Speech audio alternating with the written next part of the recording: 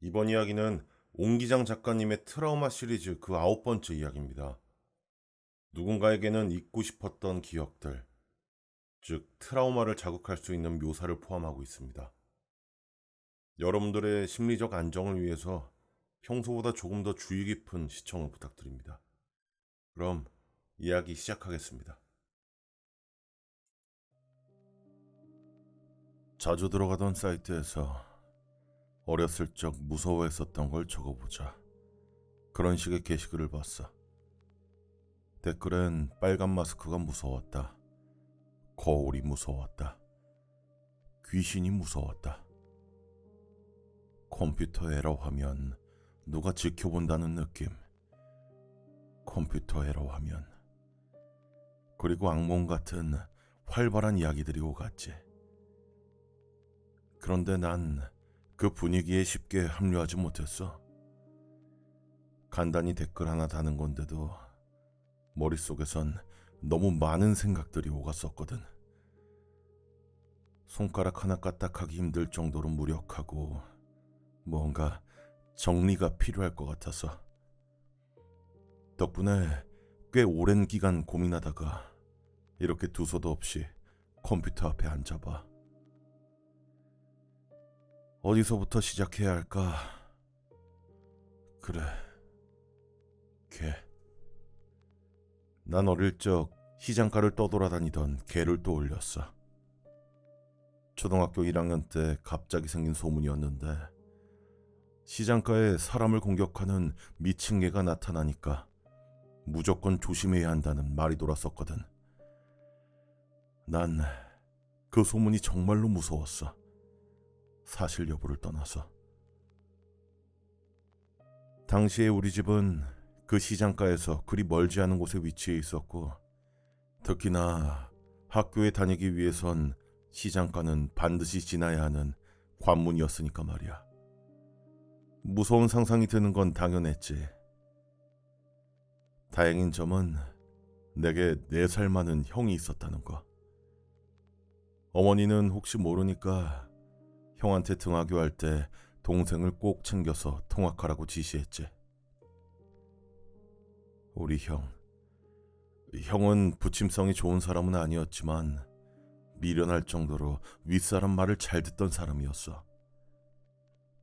재미가 있고 그런 건 아니었지만 그래도 믿음직했었던 기억이 나.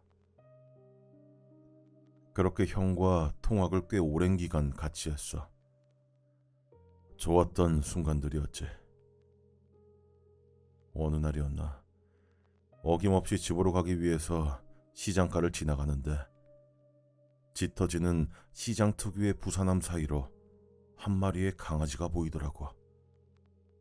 푸들이 생각나는 하얀색의 견종이었는데 한쪽 뺨은 완전히 무너져 내려서 이빨 일부가 드러나 있었고 코 주변의 살점은 대부분 떨어져 나간 상태였어. 피와 고름이 엉켜서 검붉은 자국이 몸을 뒤덮었고 문자 그대로 뼈가 보일 지경이었지. 아직도 눈을 감아도 생생하게 그 강아지의 생김새가 떠올라. 걔가 우릴 발견하고는 내 쪽으로 다가왔어. 썩은 역한 냄새가 시장 냄새에 섞여서 함께 풍겨오더라고. 야, 그만 가자. 어? 가야지.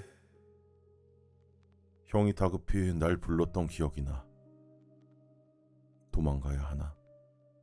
아니, 난 형의 말을 어겼어. 녀석이 꼬리를 아주 미세하게 흔들고 있었기 때문이야.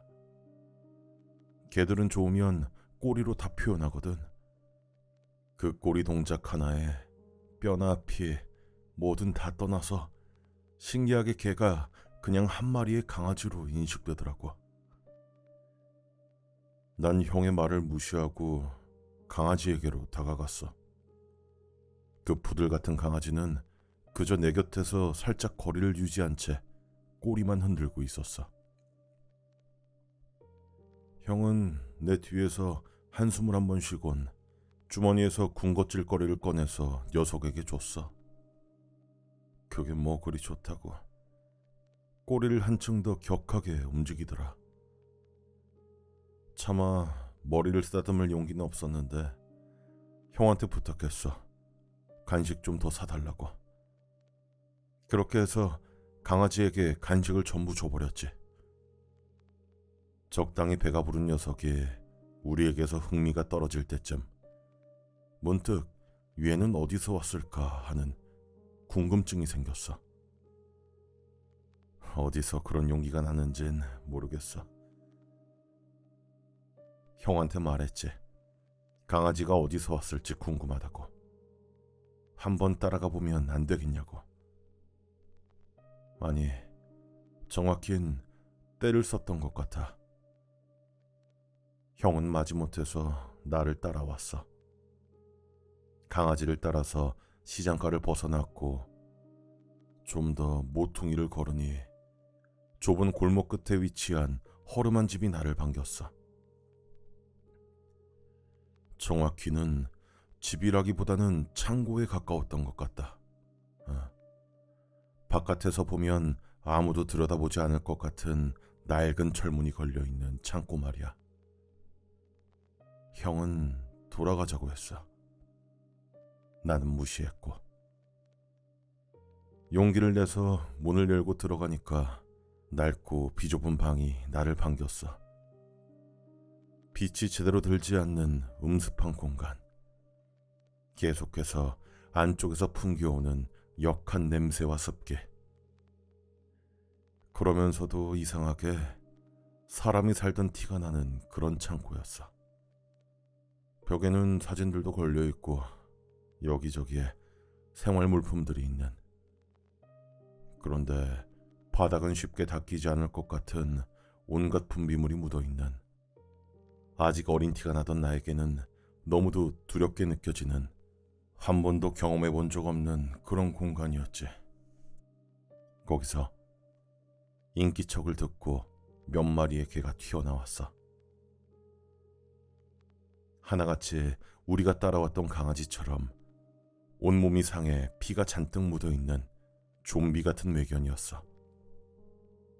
그때였어. 저기 안쪽에서 엄청나게 큰 덩치를 가지고 있는 개가 나를 향해 달려들었어. 아마 소문에 미친 개였겠지.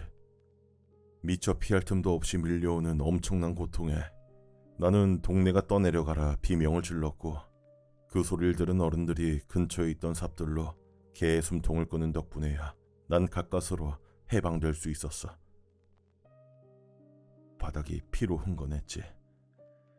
이후로 병원에 오랜 기간 입원해 있었고, 사건은 뉴스에 꽤 크게 보도가 되고, 그 집이 이슈가 된 걸 본 뒤에야 가까스로 퇴원할 수 있었어. 다행히 광견병도 무엇도 발견되지 않았고 상처도 잘 아물었지. 그냥 여기서 끝이었다면 얼마나 좋았을까. 어머니를 따라서 집에 가니까 커다란 골프채가 놓여 있었어. 아니, 정확히는 아버지 손에 들려 있었지. 아버진 내 이름을 부르셨고, 넌 잘못이 없다. 네가 이렇게 되도록 만든 네 형이 잘못이다. 형이 어떻게 혼나는지 너도 똑똑히 봐야 한다면서 그 자리에서 형을 때리셨어. 그 충격에 몸을 벌벌 떠는 나에게 다른 집 안 들리게 라디오를 켜라고 지시하셨어. 그날 우리 집안은 잦은 비명과 터질 것 같은 라디오 소리로 가득했어. 난 이후로 형과 관계를 풀어보려고 했고 괜한 장난도 걸어보고 그랬는데, 형은 우리가 그렇게 친한 사이가 아니라며 절규하듯 화를 냈고, 이후로 우리 사이에는 긴밀한 접점이 없었어. 아버진 예전보다 더욱더 형을 당신의 방식대로 억압하셨고, 형은 거의 벙어리처럼 말수를 잃었어. 미련할 정도로 윗사람 말을 잘 듣던 형은 아버지의 원함대로 좋은 학교에 들어갔고 좋은 성적으로 아버지의 자랑이 되는 듯 하다가 어느 순간 사람이 자취를 감췄어. 실종 신고도 해보고 가족 분위기를 개선하려고 나름대로 최선을 다해봤으나 마치 영원히 가족들과 연을 끊겠다는 것처럼 좀처럼 연락이 닿지 않았지. 세월이 흘러서 나 역시도 살던 지역을 떠나게 되었을 무렵에 형의 소식을 접할 수 있었어. 고독사. 가족과 친척은 장례식 참석 불가를 알리는 유언장. 같이 지냈던 이들은 몇 마리의 강아지, 푸드를 닮은. 나는 괜히 동물을 보면 피어나는 혐오의 감정을 주체할 수 없었고, 어린아이만 보면 눈시울이 붉었고, 되지도 않는 어설프고 비루한 글재주만 지닌 주제에 철없이 괜히 기자가 되어보겠다면서 까불거리면서 계속해서 정처 없이 돌아다녔고, 가족을 마주하는 걸 두려워했고, 정신과 의사에게 수시로 눈물을 쏟아내면서 약 없이 살 수 있는데도 굳이 향정신증제 약물에 의존하면서 살았지.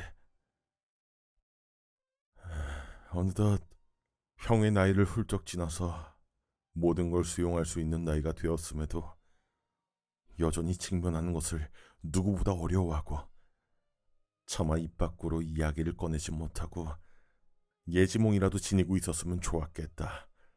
매일 이상한 공상만 해대면서 억지로 이야기를 지어내고 억지로 공포감을 조성하고 현실을 교묘하게 섞어내기만 하는 것 같아.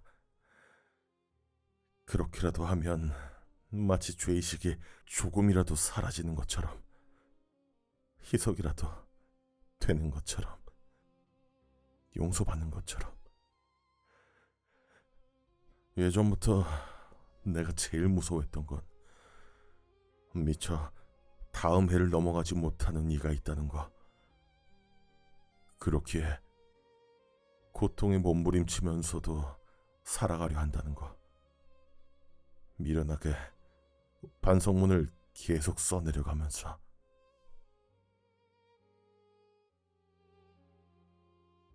이야기 어떻게 들으셨습니까? 여러분들의 무서워하는 것에 대한 답은 무엇인가요? 여러분들이 가장 무서워하는 것을 댓글로 남겨주세요. 꺼림칙한 이야기의 괴곰이었습니다. 감사합니다.